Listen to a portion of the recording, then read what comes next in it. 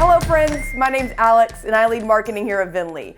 Welcome to our second episode of Content Marketing Fails. If you missed the first episode, make sure to go back to our blog and check it out. Without further ado, let's get this party started. I'll be the first to admit, I have done a lot of crazy things in my life. Paragliding, hang gliding, skydiving, biking down Death Road in Bolivia.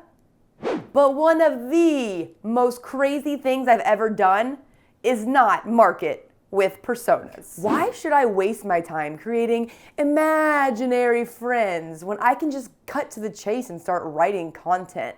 Like, I need to hit the numbers the head honcho put in place in order to start driving results. Do you feel me? This brings us to content marketing fail number 2. Personas. Pfft. Here's the thing. Personas aren't imaginary people. They're very real people that represent your very real customers.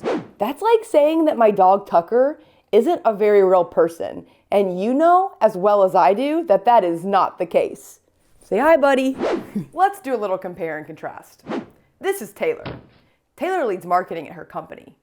She is under a serious amount of pressure to create content that increases traffic and conversions. Here's the deal.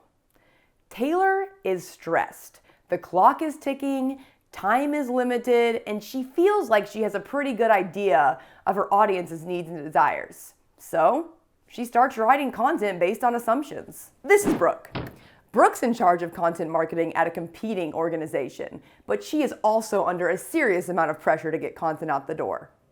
Unlike Taylor, Brooke isn't so confident in her assumptions about her target audience, and even though it's going to take a little bit of extra time, she decides to sit down and create some personas before she starts busting out content. She documents 3 different personas and makes sure to include demographic and firmographic information, as well as information about her audience's attitudes and preferences. Who marketed it better? While Taylor was able to create and distribute her content much more quickly than Brooke, her traffic numbers weren't what she expected. And even though she increased spend on paid promotion, the engagement metrics weren't enough to hit her conversion goals. On the other hand, Brooke's content was absolutely killing it! She was super pumped when she saw her posts being shared across social media by individuals in her target audience. That should definitely help with increased traffic in the future. In the meantime, engagement metrics were right on track. Why the difference? It's simple. Brooke took the time to make sure she was creating content that spoke specifically to her audience. In a Content Marketing Institute survey, 71% of respondents said their organizations were challenged prioritizing marketing activities for one audience over another. 61% said their organizations were challenged in knowing what was most important to their audience. Whatever you do, don't panic. Whether you're just starting out creating personas or you're seeking to improve your existing ones, we've got your back. And the good news is, it only takes a modest time investment to create a small number of personas that represent your entire target audience.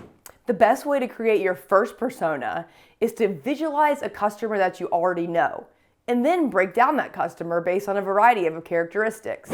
What are some of their demographic and firmographic characteristics? What about behaviors, such as past purchases or lifestyle choices?